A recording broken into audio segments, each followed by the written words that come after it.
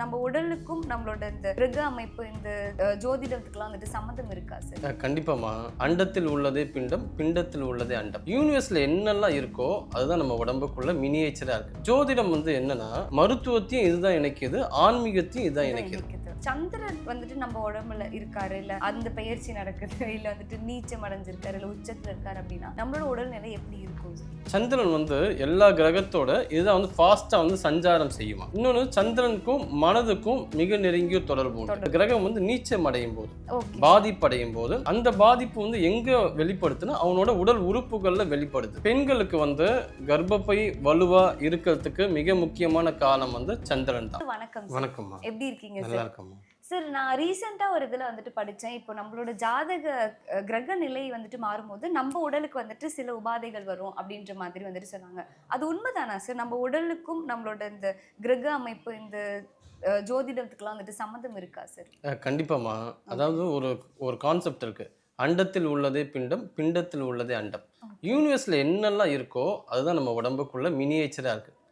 அதே மாதிரி உடம்புல என்ன மினியேச்சரா இருக்கு அதுதான் இந்த உலகத்துல பிரம்மாண்டமா இருக்கு. ஜோதிடம் என்னன்னா மருத்துவத்தையும் இதுதான் இணைக்குது, ஆன்மீகத்தையும் இதுதான் இணைக்குது. இது பிரிட்ஜ்.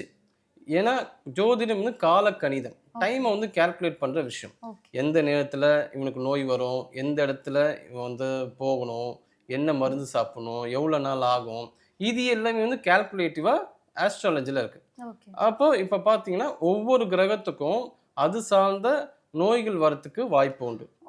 ஆமா. இது எப்படின்னா அந்த கிரகம் நீச்சம் அடையும் போது, பாதிப்படையும் போது அந்த பாதிப்பு எங்க வெளிப்படுத்துனா அவனோட உடல் உறுப்புகள்ல வெளிப்படுது.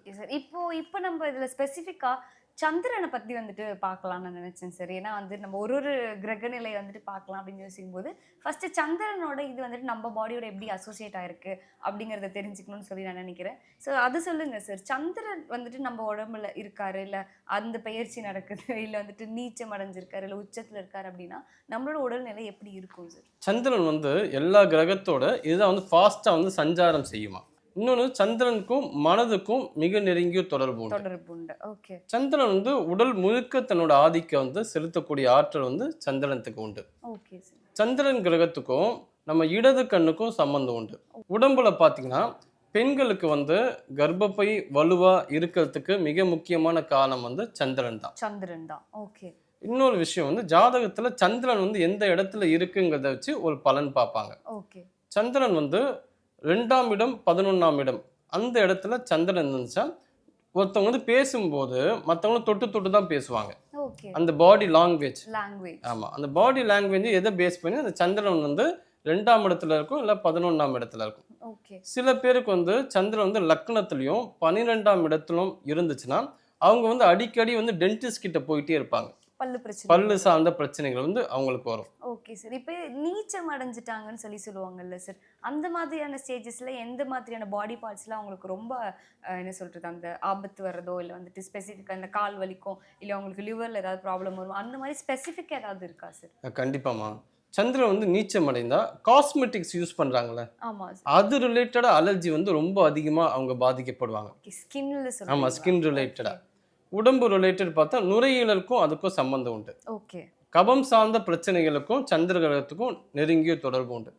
கபம் சார்ந்த பிரச்சனைகள் அப்படின்னா என்னன்னா மூக்குல நீர் வடியுது, ஆஸ்துமா, வீசிங் பிரச்சனை, இது எல்லாமே சுவாச பிரச்சனைகள் எல்லாமே பாத்தீங்கன்னா சந்திரனுக்கும் இதுக்கும் தொடர்பு. நீச்சம் அடையும் போது நீங்க சந்திரனுக்கும் நம்ம மனசுக்கும் கனெக்ஷன் இருக்கு அப்படின்னு சொன்னீங்க. இப்ப நிறைய ரீசன்ட் டைம்ஸ்ல பாத்தீங்கன்னா ஸ்ட்ரெஸ், டிப்ரெஷன் அப்படின்றதெல்லாம் சொல்றாங்க. அது எல்லாமே இந்த சந்திர கிரகத்தினால தானா சார்? கண்டிப்பாமா. அது எல்லாத்துக்கும் அது காமனா சொல்ல முடியாது. அவங்கவுங்க ஜாதகத்துல சந்திரன் நீச்சம் அடைந்தா மனம் சார்ந்த பிரச்சனைகள் தானாவே உருவாகும். அதுக்கேற்ற சூழ்நிலைகள் அமையும். மன பிரச்சனைகளை பார்த்தீங்கன்னா மனக்குழப்பம் இருக்கு, மனக்கவலை, மன சோர்வு, மன சஞ்சலம், இந்த மாதிரி ஏகப்பட்ட வெரைட்டிஸ்ல மன பிரச்சனைகள் இருக்கு.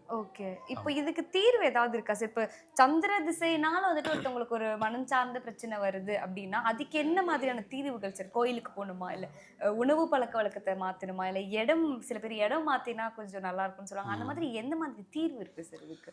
சந்திரனுக்கும் பஞ்சபூதத்துல நீர் பூதத்துக்கும் தொடர்பு உண்டு. அப்ப என்ன பண்ணனா இந்த மன பிரச்சனைகள் சந்திரன் சார்ந்து வருதுன்னா அவங்க பௌர்ணமி வாட்டர்னு ஒரு ப்ரிப்பரேஷன் இருக்கு. அதுனா ஒரு 7 நாள் பண்ணணும்.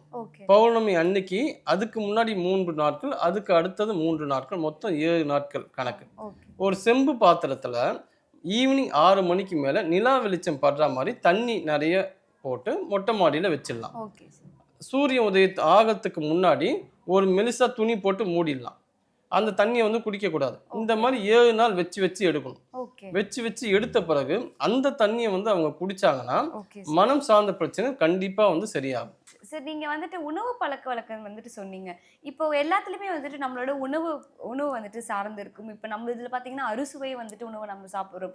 உப்பு, புளிப்பு, காரம், இனிப்புன்னு சொல்லிட்டு நம்ம சாப்பிடுறோம். சார் சந்திர திசையோட வந்துட்டு அதாவது சந்திரனோட ஏதாவது ஒரு சுவை வந்துட்டு இணைஞ்சு இருக்குமா சார்?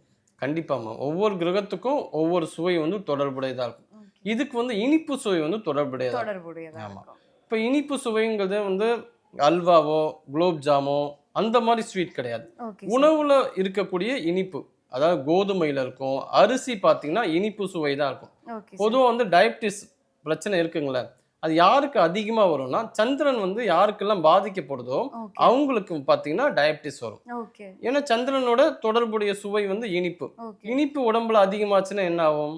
டயபிட்டிஸ் வரும். அப்போ சந்திரன் சார்ந்த விஷயங்களை வந்து அவங்க கேர்ஃபுல்லா எடுத்துக்கணும். Okay sir. சரி இப்போ நீங்க சொன்னீங்க இப்போ சந்திரன் சார்ந்த ஒருத்தவங்களுக்கு வந்துட்டு இப்போ பாதிப்பு இருக்கு அப்படின்னா அவங்களோட ஜாதகம் நீங்க பாக்குறீங்க. அவங்களுக்கு எந்த மாதிரியான சித்த வைத்தியத்துல வந்து நீங்க ஒரு மருந்து பிரிஸ்கிரைப் பண்றதோ இல்ல கொடுக்கறதோ இருக்கும். சரி இப்போ சித்த மருத்துவத்திலேயே நீங்க நிறைய மாதிரியான மருந்துகள் கொடுப்பீங்க. சில பேருக்கு பொடியா கொடுப்பீங்க, சில பேருக்கு லேகியம் மாதிரி கொடுப்பீங்க. இந்த மாதிரி இருக்கவங்களுக்கு என்ன மாதிரியான மருந்து நீங்க பிரிஸ்கிரைப் பண்ணுவீங்க சார்? எல்லாமே வந்து ஆஸ்ட்ராலஜியே நமக்கு சொல்லி கொடுத்துரும். சொல்லி கொடுத்துரும். ஓகே. இந்த சந்திர கிரகத்துக்கு எந்த ரத்னம் தொடர்புடைய முத்து. முத்து.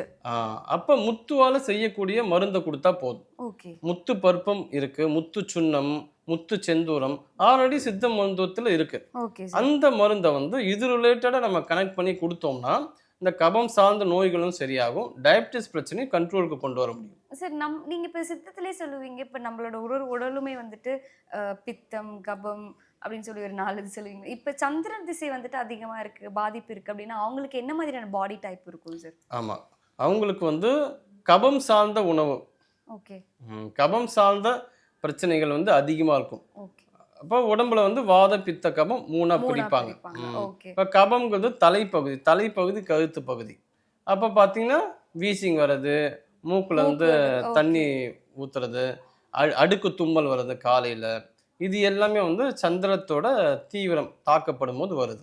சரி இதுக்கு ஏதாவது நம்மள்கிட்ட முத்திரை இருக்கா சார்? கண்டிப்பாமா. எல்லாத்துக்குமே வந்து முத்திரைகள் இருக்கு. இந்த சந்திர கிரகத்தால பாதிக்கப்பட்ட மக்களுக்கு வந்து வருண முத்திரை வந்து ரொம்ப சூப்பரா வேலை செய்யும். வருண முத்திரை எப்படி சார் பண்ணும்? அது வந்து சுண்டு விரலையும் கட்டை விரலையும் இணைச்சிக்கணும். Okay sir. ஆமா. சில பேருக்கு இந்த 3 விரல் அப்படி மடங்கிடும். அதை நம்ம இன்னொரு கையை வச்சு நம்ம எடுத்து விடும். கரெக்டா வருது உங்களுக்கு. ஓகே. இதுதான் வந்து வருண முத்திரை. சாதாரணமா நம்ம வந்து மடியில வச்சுக்கலாம். ஆமா. 20 மினிட்ஸ். 20 மினிட்ஸ். ஓகே. இது எல்லாருமே பண்ணலாமா இல்ல சந்திர திசை அதிகமா இருக்கவங்க இல்ல சந்திர திசை நீச்சம் அடைஞ்சவங்க மட்டும் தான்? சந்திர கிரகம் வந்து நீச்சம் அடைஞ்சவங்களுக்கு மட்டுமே இந்த வருண முத்திரை பண்ணா இன்னும் நல்லா சூப்பரா சரியாகும். Okay sir. நான் வந்து எப்படி ஒரு கிரகநிலை வந்துட்டு நம்ம பாடியோட அசோசியேட் ஆயிருக்கும், அதுக்கு இதுக்கு என்ன கனெக்ஷன் அப்படின்னு சொல்லி ரொம்ப யோசிச்சுட்டே இருந்தேன். ஸோ எனக்கு என்ன சொல்றது ரொம்ப தெளிவாக அது இப்படி தான் இருக்கும், அதுக்கு என்ன மாதிரியான உணவு பழக்க வழக்கம் இருக்கும் அப்படிங்கிறது ரொம்ப தெளிவாக எக்ஸ்பிளைன் பண்ணீங்க. Thank you so much.